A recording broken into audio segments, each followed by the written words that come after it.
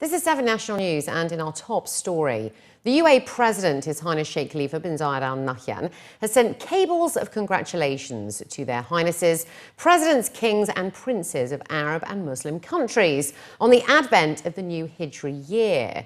His Highness Sheikh Khalifa wished them all good health and more progress and prosperity. The UAE Vice President, Prime Minister and ruler of Dubai, His Highness Sheikh Mohammed bin Rashid Al Maktoum, and His Highness Sheikh Mohammed bin Zayed Al Nahyan, the Crown Prince of Abu Dhabi, who's also the Deputy Supreme Commander of the UAE Armed Forces, also sent similar cables to presidents, kings and princes of the Arab and Muslim countries on the occasion.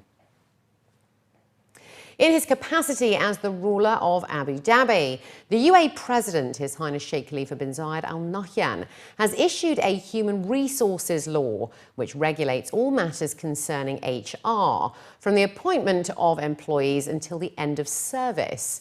The law will be enforced for civil servants in government entities in Abu Dhabi. However, all or some of its provisions may be applicable to government companies.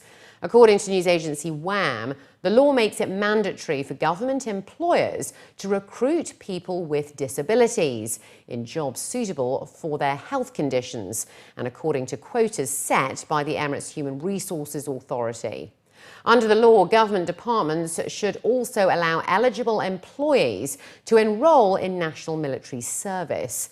The law introduces some new rules and regulations regarding theoretical and practical training and development for employees, as well as the appointment of Emiratis on a part-time basis. The legislation also allows government employers to introduce flexible working hours, and prospective fathers will be entitled to 3 days of parental leave, while prospective mothers will enjoy a fully paid maternity leave for 3 months and can leave the workplace for 2 hours every day to take care of their babies for 1 year from the date of delivery. The UAE Vice President, Prime Minister and ruler of Dubai, His Highness Sheikh Mohammed bin Rashid Al Maktoum, has commended the critical role of the State Security Apparatus in enhancing the security and safety of the community, which he states is a key pillar of development.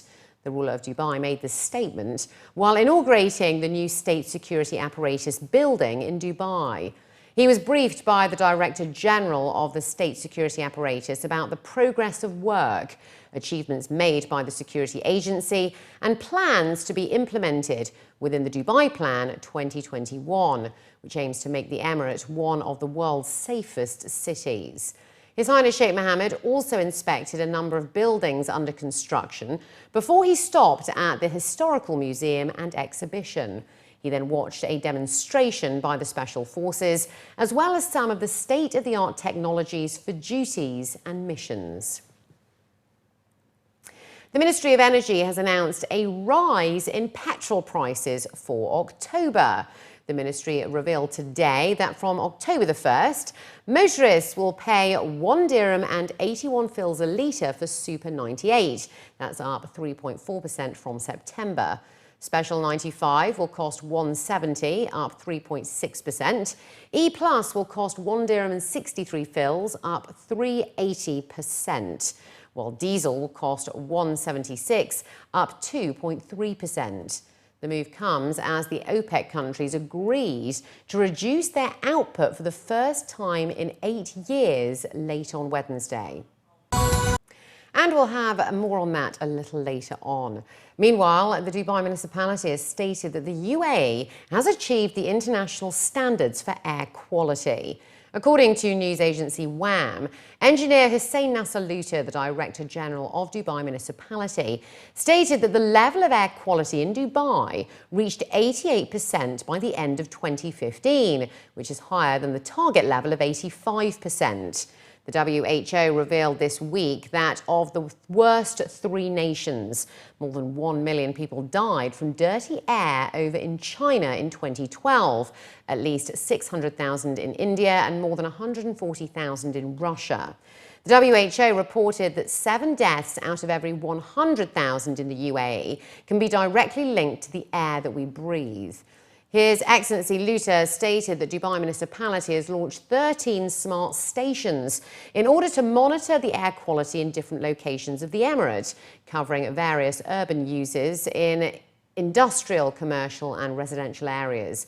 It was further added that an initiative where 13 stations monitor carbon emissions, which is a part of the Dubai Air Quality Strategy project, looks at achieving 90% of the air quality index contained in the target within the National Agenda for 2021 and Dubai's plan for Dubai 2021. The Dubai Electricity and Water Authority has announced that it has awarded a contract for the first 3D printed building in the UAE, which will be a laboratory.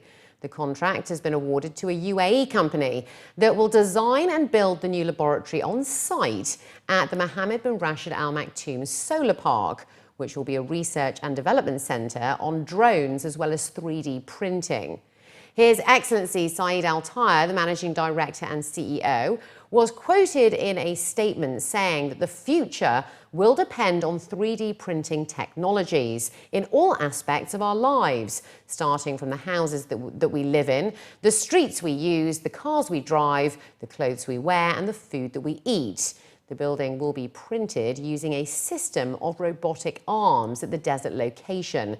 And the lab is expected to have 4 sub-laboratories, which include the electronics lab, the software lab, mechanical lab, as well as the prototype lab.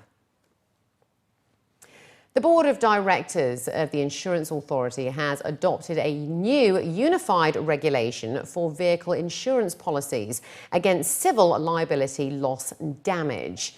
His Excellency Sultan bin Saeed Al Mansouri, the UAE Minister of Economy, and also the chairman of the IA, hailed the new regulation as an important milestone in the development and performance of the UAE insurance market, vehicle insurance and the protection of policyholders' rights, and is set to boost the competitiveness of the UAE economy and to keep pace with international best practices.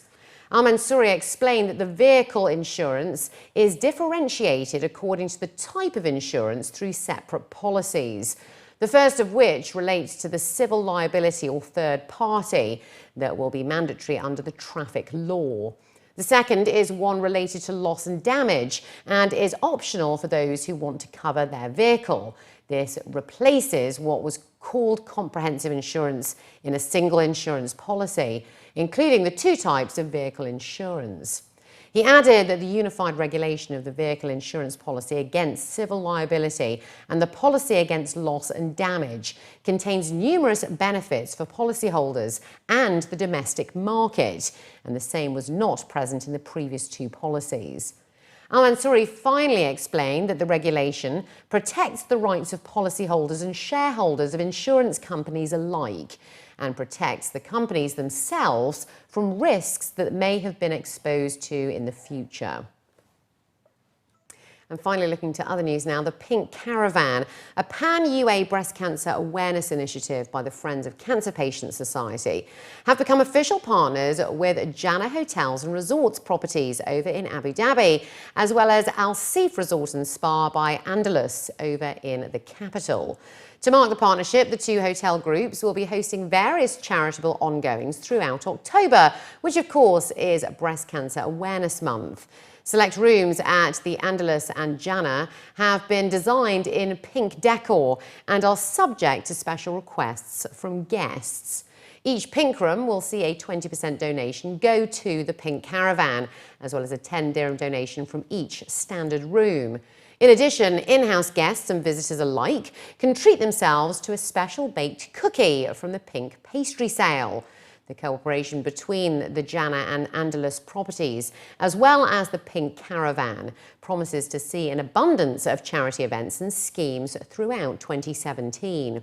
During this year, the Pink Caravan offered free breast cancer screenings to 1,119 Emirati citizens and expats through its mobile clinics, bringing the total number of people examined to 41,391, including 8,526 men over the past 5 years. This is a Pink October awareness campaign that we're running for both hotel chains. The main highlights for the resort is that we've done one of our one-bedroom suites into a pink bedroom. So you can see here we've got curtains in pink, we've got pillows in pink on the sofas, and our bed linens are also in pink, as well as towels in the bathroom. So for anyone who booked this room, 20% of the proceeds will go to Pink Caravan, which we are very fortunate enough to have partnered up with for this month-long campaign. And another thing that we're doing is we're selling pink pastries in the shape of ribbons in our hotel lobby. And proceeds of that pink pastry sale will also go to Pink Caravan.